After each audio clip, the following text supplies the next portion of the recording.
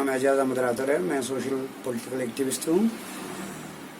आपका कहना है कि दफ़ा 370 के बारे में सबसे बड़ी डेवलपमेंट जो है, जो पत्थरबाजी का बाजार चल रहा था वो बंद हो गया। और आफ्टर एब्रोगेशन ऑफ आर्टिकल 370 तामीर और तरक्की बड़े मुद्दत से चल रहा है। मैं अपने गांधरबल की बात करूंगा।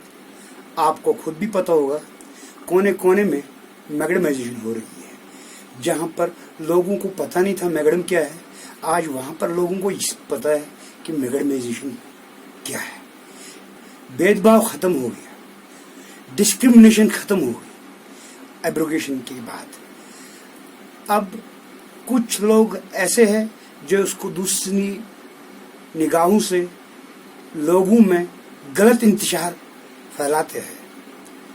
बाकी आर्टिकल 370 खत्म होने से बड़ी तरक्की हो गई, लोग खुश हैं।